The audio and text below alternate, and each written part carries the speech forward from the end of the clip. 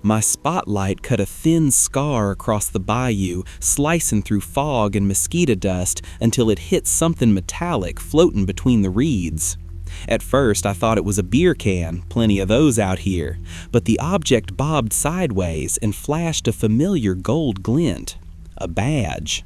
Not one of ours either. The thing was old style, five-pointed, edges scalloped like the ones deputies used before the parish lines changed. It shouldn't have been attached to skin.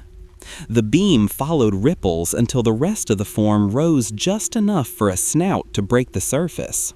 Smooth scales, scar-mottled, a moss-gray eye.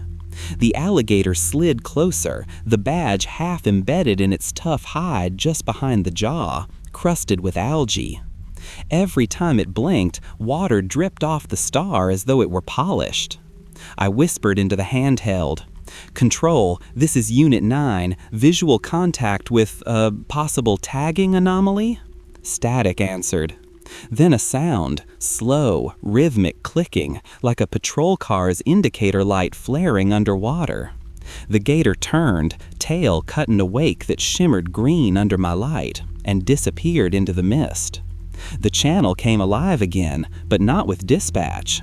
Just a man's drawl I didn't recognize, wet and hollow. "Unit 9, copy that. Maintain patrol." The words came twice more before the radio crackled silent. Somewhere in the grass, the water swirled as if something big had just taken its place.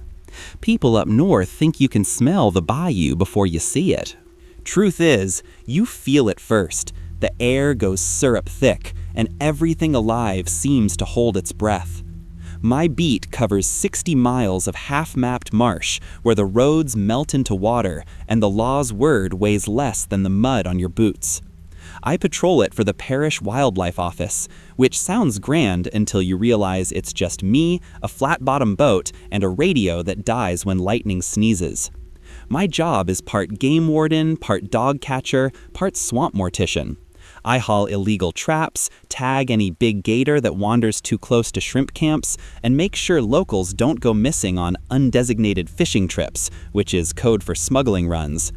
I do it mostly because no one else will. Out here, you learn to keep busy, to listen past the buzz of the insects. Stillness means something's watching. Nights between patrols, I crash in a tin shack raised on stilts. The drones of frogs and crickets replace the ticking clock I don't own. I heat chili on a propane flame and let the handheld scanner roll through empty channels.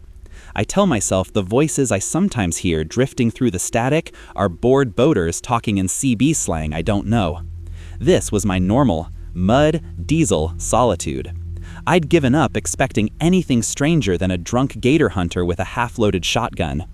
Then, the badge turned up on that reptile's hide, and I realized the bayou might have its own badge system. As dawn cracked, I logged abnormal wildlife tagging, a placeholder phrase for I don't have words yet. I knew dispatch would skim it, maybe laugh then forget. But that morning, the fog hung on, thick as glue, and for the first time, the swamp felt like it was holding a meeting just out of sight. Every small town in Louisiana keeps a story pickled somewhere between its moonshine and gospel, and down here, that story's called Les Députés du Marais, the deputies of the swamp. Old-timers still spit tobacco and claim they keep order when mortal law can't. The tale goes that back in 1912, Sheriff Anselm Broussard and half his men chased a gang of bootleggers deep into the Atchafaya flood basin the night a hurricane broke through the levee. The swamp swallowed them, men, mules, lanterns, even their jailboat. No bodies, just badges washing up for weeks afterward. Some say the spirits refused to quit patrolling. Others whisper they never left. I used to hear it on slow nights at Boudreaux's bar when the generators blew and flashlights framed everyone like ghosts. Old hunters would swear on their grandmama's teeth they'd seen glints of brass eye shine moving through the reeds, carrying ropes or rifles rusted to bone. Every retelling came with a different moral. Respect the water, keep your papers dry, never lie to the law. I'd laugh it off. Folk tales sell more beer than fish. But the day after I reported that badged gator, I stopped for gas at Pierre's. Dawkins heard Pierre telling the story to some tourists. He winked when he got to the part where the deputized beasts climb from the muck to collect tolls in the form of trespassers. Then he showed them a picture on his phone, something large in the shallows, snout barely upturned, a 5-pointed star glimmering just under the skin. When they left, I asked where he'd taken it. He grinned without smiling. South of Bay Fortier, place you don't go, Cher. They don't like competition.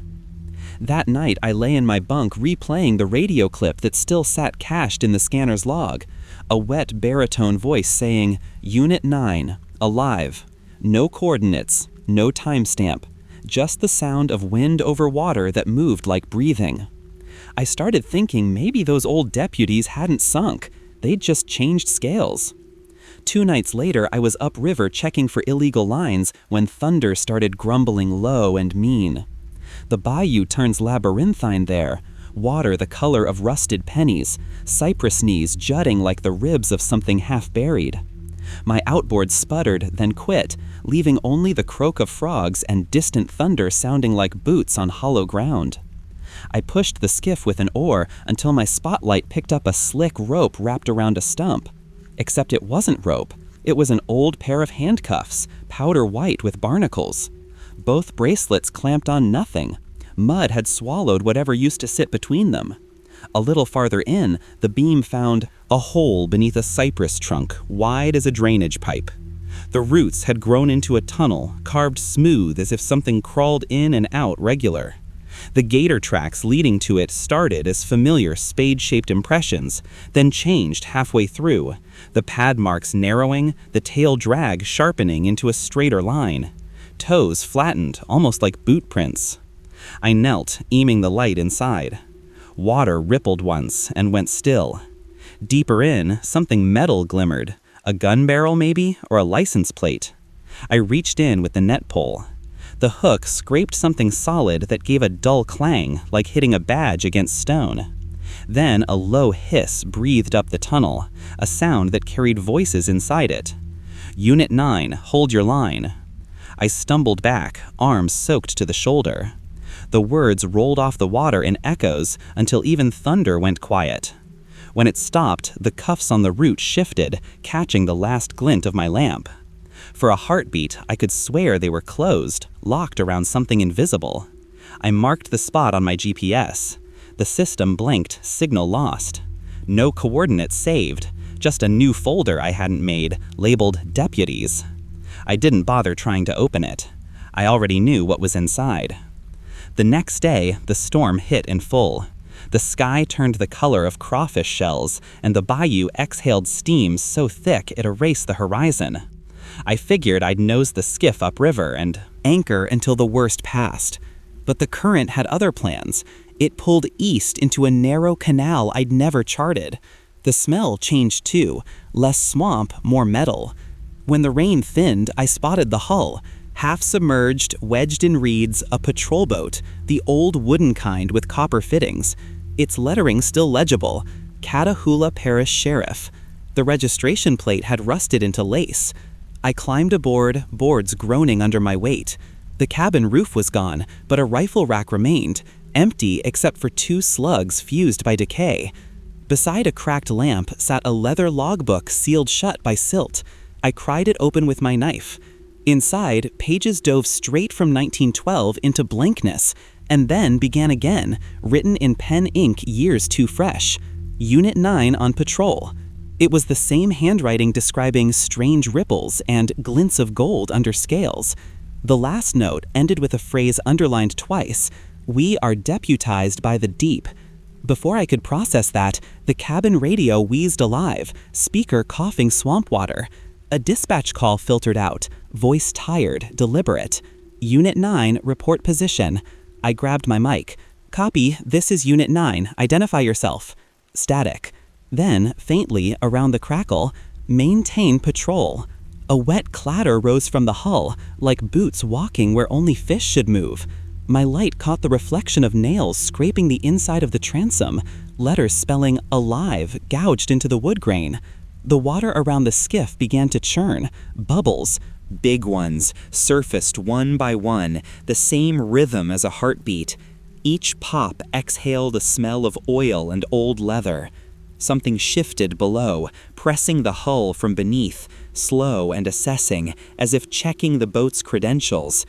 I kicked the engine into reverse, praying it would catch. It did on the second pull, roaring over the sound of a low reptilian growl rising from underneath. When I looked back, the patrol boat had sunk 2 feet deeper, tilted bow first, siren light still faintly flickering under the water like an eye refusing to close. Back at the station, I dried off beneath the buzzing fluorescence, jotting everything I'd seen into the logbook before the memory could warp. Old Sheriff Harlan, who ran our division from the comfort of his windowless office, squinted at the water stains on my uniform and said I looked like crawdad stew.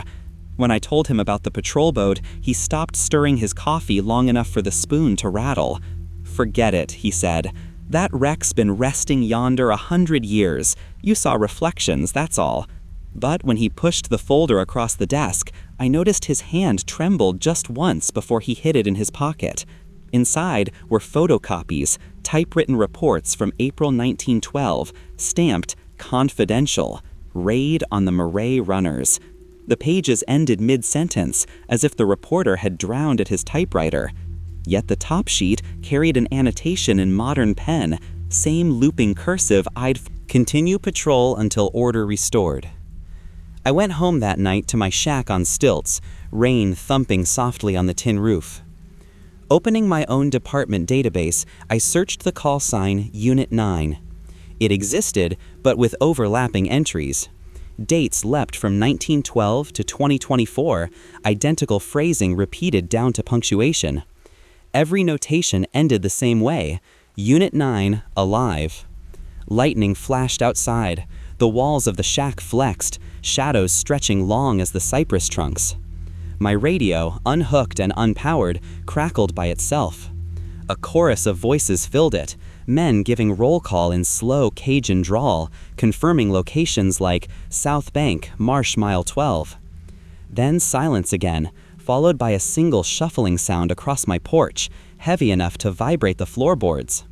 Through the slats, I saw wet boot prints leading from the waterline to my door. No boat, no man, just prints that ended halfway to the steps, where the toes split wide and the shape changed to something scaled. I didn't sleep. You can't when the past starts clocking in on your shift. The next evening, dusk rolled over the cypress canopy like thick paint. Out on mile marker 12, the air was flat as water, not a ripple between the reeds. I kept my hand on the spotlight lever and let the skiff idle, engine muttering like an old dog dreaming in its sleep. That's when the marsh birds stopped their yammering. Every living thing paused, as if the bayou took in one long breath and decided to hold it. At first, I didn't notice the shape gliding parallel to the boat. Its wake was small, too small for its length. When I panned the light across the surface, my mouth went dry. The alligator measured 12 feet at least, high, dark, and rippled with scars that made patterns like embossed leather. But what froze me was the metal glint lodged near its front leg. A 5-pointed star, numbers etched clean enough to read.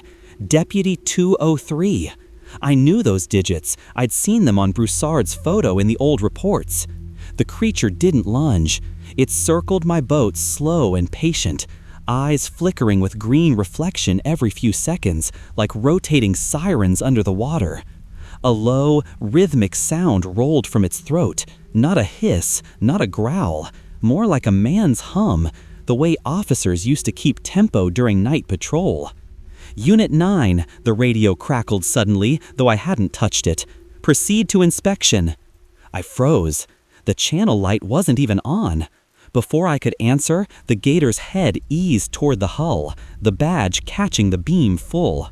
For a heartbeat, I saw my reflection warped on its wet brass surface, complete with uniform, flashlight, and grim expression. Then another reflection layered behind me, a lawman in 1912 khaki, same posture, same badge number, eyes filmed white. The engine coughed once. My spotlight blinked out, plunging everything into pure humidity and heartbeats. When it came back, the creature was gone. But across the water, about 50 yards ahead, swirling phosphorescent bubbles traced a perfect oval, like a badge floating face up. "Maintain patrol," the unseen voice repeated, softer this time, nearly satisfied. How do you argue policy with old ghosts? I marked the coordinates anyway, knowing I couldn't explain them without sounding drunk or damned, then turned the skiff downstream. Behind me, something exhaled, a long sound, rough as expanding lungs. And under the churn of my motor, for the first time, I heard a second one matching my every rev. By the third night, the bayou wouldn't sleep. Frogs croaked themselves hoarse, then fell silent all at once, as though a whistle only they could hear had ordered quiet. My partner, Deshawn, radioed me from 6 miles south. He'd found half a trapper's canoe wedged in cattails, no blood, no gear, only a ring of gator tracks forming what looked like tire prints. He laughed, said it was the swamp playing geometry again. Then, through his mic, I heard it. One sharp blast, high and metallic, the kind old deputies used to carry before sirens. He stopped laughing. "You hear that too?" "Yeah," I said. "Stay put." The whistle came again, closer this time, with an undertone of water bubbling through a brass tube. My boat's spotlight flickered and shot a white column across the marsh. Hanging in the fog were flickers of blue, hand lamps burning where no hand held them, hovering in a crooked line. Leading east. One by one they blinked twice, the coded signal for all clear. Deshawn came into view 15 minutes later, pushing through reeds with his searchlight bouncing off each ripple. "Whole damn area smells like oil," he said. "You get the feeling someone's watching?" Before I could answer, a gust rode down the channel carrying that whistle again, but now it played 3 notes, a roll call cadence I knew from academy drills. Every alligator croaked once and went still, jaws barely above surface like soldiers waiting a command. The swamp echoed with the thready pop of radios switching on by themselves. Voices murmured names followed by "present." 50, maybe more, overlapping centuries of attendance. When silence fell, my chest thumped in time with whatever was buried down there in the dark. "Maintain patrol," a chorus said in unison, filtering through both our speakers. Deshawn snapped his flashlight off. "What the hell are we patrolling for?" I didn't answer. The blue lamps drifted another few feet further east, steady as runway lights, and every living gator in sight pivoted to follow. I powered up the motor. We're going to find out. And somewhere deeper in the fog, the whistle blew again. 3 short notes that made the water itself shiver. The lights led us to a stretch of swamp I didn't recognize, even though I'd surveyed it 100 times. The map said open water. What we faced looked like the ruins of a pier, its pilings thick with fungus. The timbers stitched together by vine. Every few seconds, something luminous flicked beneath the surface, too slow for fish. Deshawn cut the engine. "You seein' that?" Before I could answer, one of the glowing shapes rose out of the water and laid itself across a pylon. Scales, wide as tiles, shimmered bronze underneath. A shield-shaped badge sat fused into its chest, yet not corroded at all. Stamped clear as gospel, Catahoula Parish Sheriff stepped, Unit 4. The gator's eye opened. It was cloudy, filmed over, but intelligent in a way I'd never seen on dry land. 3 more surfaced beside it, forming a slow ring around our boat. None attacked. They watched, heads angled slightly, as though waiting for us to give the signal. From somewhere back in the reeds, the old whistle sounded, 2 short, 1 long. The reptiles turned toward it in perfect synchrony and swam off, tails carving wakes shaped like question marks. I leaned over the gunwale and shined my light on the nearest one retreating. Beneath its scales, trapped between layers of scar tissue, I glimpsed the outline of a holster and the rusted grip of a revolver. Deshawn cursed softly. "They're carrying." On instinct, I unhooked my badge from my vest, holding it toward the water. The reflections rippled, multiplied. For a heartbeat, the swamp showed a dozen men in vintage uniforms standing ankle-deep in it, saluting. The air smelled like gun oil, not rot. The whistle sequence changed, fast, urgent. Gators turned back toward us, circling with heavier strokes. One brushed the hull. Its back scraped metal across fiberglass hard enough to leave a groove. Over our radios came the old Cajun drawl. All units converge, smugglers en route. They're running a raid, I said. Deshawn swallowed. A raid that never stopped. When the first shots fired from the darkness, I wasn't sure if they came from living poachers or the century-old backup we just saluted. But under the whistle's rising cry, the marsh itself seemed to move in formation. Gunfire in the bayou sounds like thunder trying to shatter its ribs. 2 rounds cut through the fog, then everything went quiet again, except for the whispering rush of water displaced by heavy bodies. Deshawn and I hunkered low in the skiff, ears ringing, waiting for return fire that never came. Instead, we heard roll call, not from our radios, out loud, surrounding us. Unit 1, present. Unit 2, present. The voices climbed through the numbers until they reached mine. Unit 9. I hesitated. Present, something said from behind me. The air smelled like swamp gas and old whiskey. When I spun around, no one was there, only my own badge hanging off its chain, swaying gently. The gators surfaced again, their brass marks flashing blue like siren lights underwater. They drifted into place around what used to be the old pier, facing outward as if forming a perimeter. Through the mist came the sound of wooden wheels and a motorless skiff sliding between reeds. 5 spectral lawmen stood aboard, uniforms dripping riverweed, faces blurred by moonlight.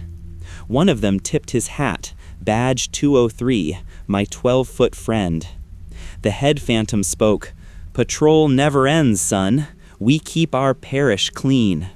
The cane whip on his hip twitched as if alive. He pointed toward the far bank where a pair of modern poachers crouched by their outboard, rifles raised. "Lawbreakers," he hissed. My radio flared, showing channels that don't exist, 15 of them active, all labeled 1912. On instinct, I called for backup, but dispatch didn't pick up. The static folded into a choir of distant "copy that's." The dead deputies saluted. Then every alligator lunged as one. Water detonated. Muzzles flashed, turning fog into orange curtains. The screams that followed didn't sound human, more like iron grills pulled apart. When it was over, no man remained on that bank. Only churned mud shaped like boot soles sinking. Deshawn whispered, "They're working with us?" I didn't answer. I just saw new wet stars glinting against 2 of the gators' hides where badges hadn't been before. The swamp had sworn in fresh recruits. We both knew our jurisdiction had just doubled, and half of it didn't breathe anymore. The fog thickened until I couldn't see the end of the boat. Sound rolled strangely, muffled at first, then startlingly near. Every splash felt like it came from under our seats. Deshawn tried the ignition, but the motor only whined. We were stuck, drifting between worlds. Through the white haze came a red blink, then another, the kind of flasher mounted on patrol boats decades ago. Shapes bobbed around it, too many to count. For a moment I thought the dead had brought reinforcements. Then one muzzle burst from the fog and spat lead. Bullets punched water inches from my knees.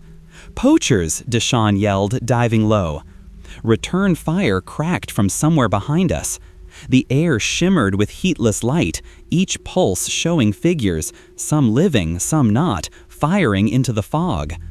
I caught the ghostly sheriff with his hat brim tilted, revolver steady, shooting beside us as if we were his men. The line between us and them blurred completely. Gunmetal and gator jaws, both part of the same enforcement. One shadow broke ranks, a poacher splashing toward our skiff.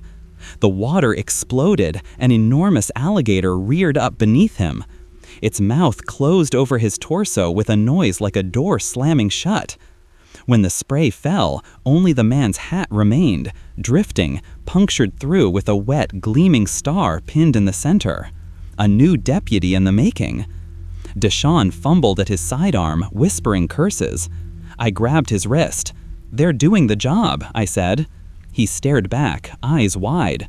They were the job.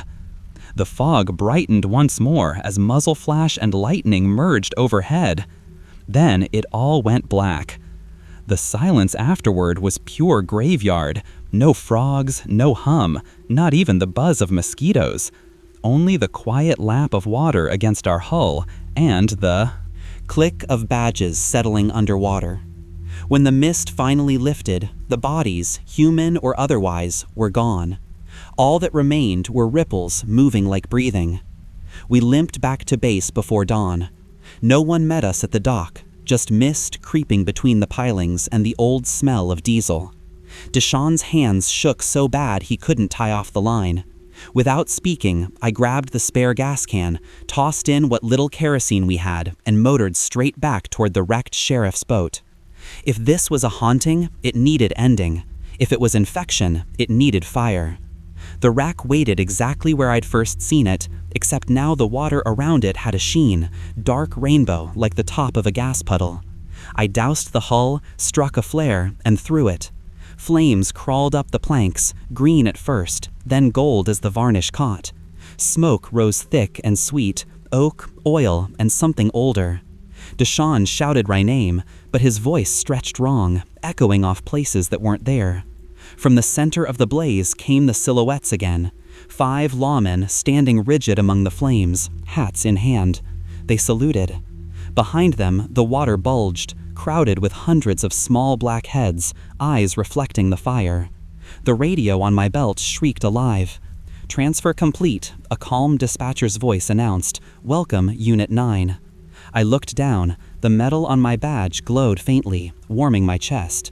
On Deshaun's vest, the same shimmer spread. Under his patch until it burned the numbers away. He screamed, tearing it off, but I couldn't help him. My limbs were heavy, my breath sinking to the pulsing of the flames. In each flash, I saw my reflection superimposed on every deputy who ever disappeared here. The ghosts turned toward me, mouths forming one last command: keep order. Then they walked backward into the water, the fire following them like loyal dogs until both vanished below the boiling surface. When the smoke cleared, the wreck was consumed. My radio displayed a single ping from a channel entitled Unit 9, active, blinking steady as a heartbeat. Beside it, a mirrored entry, Deshaun, pending.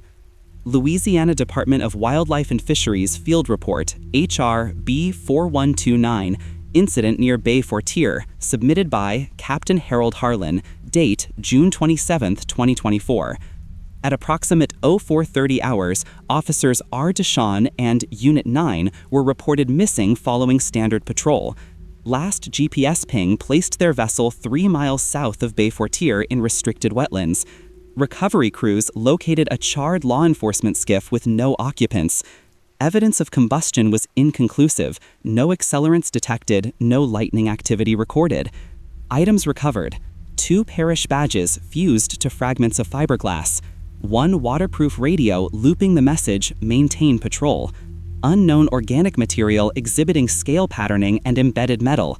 Official determination: smugglers may have utilized stolen equipment to stage accident. Case remains open.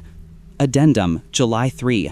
Multiple local units have reported unauthorized radio traffic on antiquated channel 1912. Transmission: South Bank secured, no origin traceable. Addendum, July 5. 2 officers on night patrol witnessed large reptiles surfacing near ruins of old Catahoula sheriff boat. Each appeared to bear metallic objects reflecting blue light. Observation disregarded, classified as optical effect. Note from desk of Capt. Harlan, unfiled. If anyone hears that whistle out there, return to station immediately. We can't lose another Unit 9. They say the bayou keeps what it needs.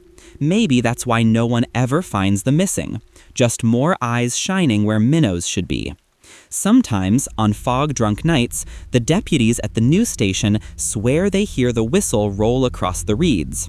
It's faint, 3 short notes, followed by the splash of something large patrolling the shallows. If you're ever assigned down here, keep your flashlight low and holster quiet. When you see a pair of green glints hanging just above the waterline, tip your cap and don't run. Touch your badge, even if it's plastic. Show respect.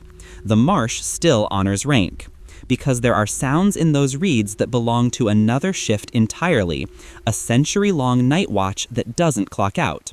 And if they decide you're one of them, you might start hearing roll call in your sleep, the murmur of names drowned but not forgotten. So when the whistle blows and the swamp goes still, remember this. They're not ghosts or gators. They're law. And law in the bayou always shows its teeth. Maintain patrol.